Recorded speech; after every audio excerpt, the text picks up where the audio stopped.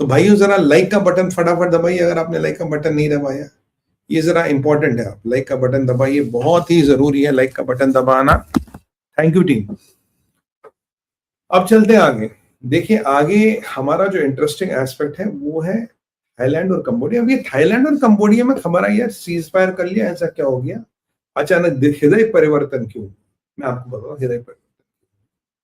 आप जानते हो 800 किलोमीटर का बॉर्डर है, दशकों पुराना लफड़ा, कुछ एरिया तेरा कुछ मेरा है, उस पर लड़ते रहते। इन्होंने पहले 70 के दशक में माइंस लगाई, फिर 90 के दशक में माइंस लगाई। कभी कभी कोई पेट्रोलिंग पार्टी माइन पे चलती है, कांड हो जाता है।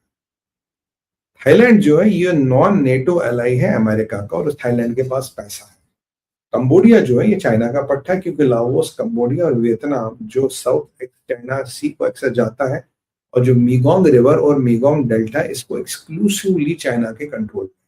चाइना इसको अपना स्फीयर ऑफ इन्फ्लुएंस मानता है। जो हमारा कालादान मल्टी मोडल ट्रांसपोर्ट था, एक दो हमने और प्रोजेक्ट शुरू किए थे, वो जो लाओस कंबोडिया से जाते हैं उनको कहीं ना कहीं चाइना ने रोक रखा है। ये चाइना का एरिया ऑफ इन्फ्लुएंस। पीछे जब इनकी लड़ाई हुई, क्या हुआ था कि लाओस ने थाईलैंड का लेफ्टिनेंट जनरल मार दिया, और लेफ्टिनेंट जनरल के मारने के बाद थाईलैंड गया, बमबारी कर दी और लोगों को ठोक दिया उसको तबीयत से। अभी 101 लोग मरे हैं और कुछ काफी लोग बेघर हो गए। अब पहले एक बार अमेरिका बहादुर ने सीज फायर करा दिया, चला नहीं, फिर कहा जी फिर लड़ाई शुरू हुई, फिर अब सीज फायर कराएंगे। अब की बार अमेरिका ने सीज फायर नहीं करा, सीज फायर खुद किया। अब मैं आपको बताऊंगा कहानी क्या है। कहानी में पेज है, अगर आप देखेंगे तो इन्होंने फिर शुरू किया। अब चाइना ये नहीं चाहता था कि कंबोडिया सीज फायर करे अमेरिका के कहने पे, तो चाइना ने थोड़ा उकसाया, कंबोडिया ने इनका लेफ्टिनेंट जनरल मारा और लड़ाई शुरू हो गई। अभी परिस्थिति ये है, कंबोडिया के 18 सैनिक थाईलैंड के कब्जे में है। डेथ्स 32 थाईलैंड में और 2-3 सिविलियंस। बाकी जितनी डेथ्स है 65, that is between military and civilian deaths in Cambodia. कारण क्या है? थाईलैंड के पास F-16 है, एयर पावर है, कंबोडिया के पास कोई एयर पावर। और जो इसकी सिविलियन डेथ्स, और अगर मैं मोटा मोटा रेशो निकालूं, अराउंड 35 सोल्जर मरे हैं, बाकी सिविलियंस मरे कंबोडिया के। 18 जो गिरफ्तार हैं या जो थाईलैंड के पास है उसके अलावा। अब हुआ क्या, कल परसों की बात है, हमने सोशल मीडिया पे एक बड़ी अच्छी चीज देखी 2-3 दिन पहले। अब जो हथियार कंबोडिया के पास है वो सारा मेड इन चाइना है, और इनके पास वो मल्टी बैरल मिसाइल लॉन्चर जैसे पिनाका टाइप होती है, उससे ये मिसाइल दाग रहे थे, और एक वो मल्टी बैरल मिसाइल लॉन्चर फट गया। ऑन द स्पॉट 8 सिपाही मरे कंबोडिया के ऑन द स्पॉट, और के मरने की आशंका है। तो यानी कि जो टोटल डेथ्स हुई उसमें से 21% चाइना का डब्बा फटने से, डब्बा ही बोलूंगा, फटने से हुई। और चाइना के डब्बों का फटना कोई नई बात नहीं, चले तो चांद तक नहीं तो रात तक। अब चाइना का इक्विपमेंट कंबोडिया में फेल हुआ, चाइना का इक्विपमेंट ऑपरेशन सिंदूर में फेल हुआ। JF-17 जिसने खरीदा ग्राउंड करके रखा। चाइना ने एक बार बांग्लादेश को नई तोप दी थी, बांग्लादेश उसकी टेस्टिंग कर रहे थे, तोप की जो नाल होती है फट गई, 3 या 7 लोग बांग्लादेश के मर गए थे। फिर चीनियों ने कहा तुम्हारी गलती है, तुम्हें ये तोप हैंडल करनी नहीं है, बांग्लादेश ने वो तोप डिस्कार्ड कर दी। चीनियों की फटके हाथ में आ गई कि अगर ये बात फिर निकल गई ऑपरेशन सिंदूर के बाद, हमारा एक और मान मसाला फट गया और Arsenal is unreliable like hell which it is, तो भैया हमारी बत पिटेगी। तो चाइना एक्टिवेट हो गया, चाइना एक्टिवेट हो गया, इसने मलेशिया को एक्टिवेट किया, मलेशिया से आसियान रीजन को एक्टिवेट किया। इन दोनों में अच्छी दोस्ती, बोला यार सीज फायर करो, सीज फायर करो, फटाफट करो, नहीं तो मामला खराब हो जाएगा।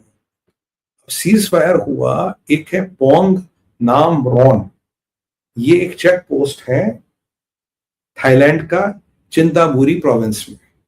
तो कंबोडिया का डिफेंस मिनिस्टर यहां आता है इस पोस्ट पे, इस प्रोविंस जो थाईलैंड के अंदर आता है, वहां एक सीज फायर डॉक्यूमेंट ये साइन करते हैं, और वहीं से डिक्लेयर करते हैं जी सीज फायर हो गया। ये सेटलमेंट नहीं है, इश्यूज का खत्म नहीं हुआ, फिलहाल एक temporary cease fire, scissor of hostilities है, ताकि कहानियां आगे चल सके। ये इन दोनों की कहानी है, और ये कराया चाइना ने through Malaysia and some other ASEAN countries, because China को रियल में डर लग रहा था कि पोल पट्टी फिर न खोल ले। जो भिंडी बाजार में चीनियों की इज्जत 2-2 कौड़ी की बिकती है, अब ऐसा ना हो कि होलसेल में बिकने लगे, मतलब 2 कौड़ी भी कोई ना दे, होलसेल में बिकने लगे कबाड़ के दाम। इसीलिए they tried and they stop this. बस Cambodia was not able to take the brunt of Thailand, और अल्टीमेटली कंबोडिया के पास चाइना का हथियार, थाईलैंड के पास अमेरिका का हथियार। तो देखिए जियो पॉलिटिक्स में कैसे कैसे गेम होती है। लास्ट टाइम ट्रंप ने सीज फायर करा, आपकी बात चाइना थोड़ा नंगे पैर बोला भैया सीज फायर कराओ, नहीं तो मामला हो जाएगा। समझे जी? तो अब हमारे पास कुछ मिनट शेष है, तो हम बात करेंगे पोलैंड क्राइसिस की। पोलैंड क्राइसिस की कल मैंने आपको बताया था कि एक पोलैंड का, कल परसों की बात है, रशिया का एक जहाज पोलैंड के आसपास आया, रिकॉग्निसेंस एयरक्राफ्ट था, आया तो पोलैंड वाले ने अपने F-16 उड़वाए, नेटो वाले, कहना जाके इसको इंटरसेप्ट करो, वो आज के पास आ गए और वो सेफली निकल गए। तो उसके आसपास फ्लाई किया, रशिया ने तुम्हारा एयर स्पेस वायलेट तो किया नहीं। पीछे जेलेंस्की मिला था पोलैंड के प्रेसिडेंट के साथ, जो हालात कुछ खराब थे वो थोड़े थोड़े ठीक होने लगे थे जेलेंस्की और इसके साथ। मैंने कहा भाई ये तो मामला ठीक है। अब कहानी में थोड़ा ट्विस्ट आ जाता है। अब जब ये रिकॉग्निसेंस एयरक्राफ्ट आई, बेसिकली पोलैंड की बाउंड्रीज को चेक करता, पोलैंड के एयरपोर्ट्स को चेक करता। पोलैंड में 2 ऐसे एयरपोर्ट्स हैं जहां से यूक्रेन को सारा माल मसाला राशन पानी सब जाता है, नेटो और अमेरिका द्वारा। और कुछ भी हो जाए उन 2 एयरपोर्ट्स को फटाफट बंद कर देते, क्योंकि अगर वो 2 एयरपोर्ट गए यूक्रेन पूरा कट जाए। यूक्रेन से जो यूरोप का रेल लिंक है वो खत्म हो चुका है, जहाज यूक्रेन में उड़ नहीं सकते, इट्स टू डेंजरस। अब जो माल मसाला जाता है पोलैंड के थ्रू जाता है। और जब ये घटना हुई, रशिया के वो रिकॉग्निसेंस एयरपोर्ट आया, इन्होंने अपना जहाज उड़ाया और जाके अपना जहाज उड़ा और उसको वापस भेज दिया। फिर क्या हुआ, जो कल रात यूक्रेन की ठुकाई हुई जो रशिया ने की, कहते इतनी इंटेंस ठुकाई थी, इतनी इंटेंस ठुकाई थी कि पोलैंड के बैठे बैठे फट गई। पोलैंड की इतनी फट गई कि पोलैंड ने अपना एयर स्पेस तो बंद कर दिया, और वो जो 2 एयरपोर्ट है, जो मेजर एयरपोर्ट्स हैं, दोनों को बंद कर दिया और अपने वाले F-16 उड़ाए। आपके पास नेटो वाला जो अपना हार्डवेयर नेटो को एलोकेटेड, वो नहीं, अपने वाले F-16 उड़ाए और देखा, अपनी एयर स्पेस को पेट्रोल किया, क्योंकि पता नहीं कौन सा हमारी तरफ आ जाए।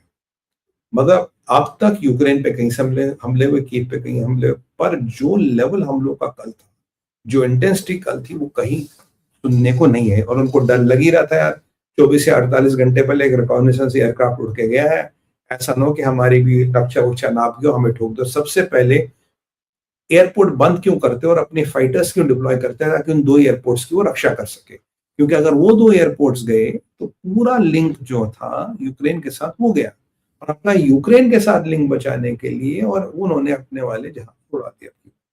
ये था पोलैंड क्राइसिस। फिर कुछ खुला, यानी कि पुतिन का दबदबा इतना है कि पोलैंड की फटके हाथ में आ जाती है। हम कहते थे पहले कि भाई जयपुर से अगर जोधपुर 2 जहाज उड़े रात के 12 बजे तो पाकिस्तान में ब्लैकआउट होता था। आज मैं कह सकता हूं, अगर यूक्रेन की ठुकाई कर रहा पुतिन, तो पोलैंड में F-16 हवा में आने लगते हैं। सोचिए पोलैंड का पैनिक क्या है। पोलैंड में जो सर्वे किया था, आपको याद होगा, 77% Polish believe that will fight a battle with Putin and that will be decisive battle. Poland की उसी में वाट लग जाएगी। पर कहते हैं विनाशकाले विपरीत बुद्धि, अगर ये सत्य ही है बिल्कुल, अगर रावण जैसे महापंडित ब्राह्मण ज्ञानी, उनका दिमाग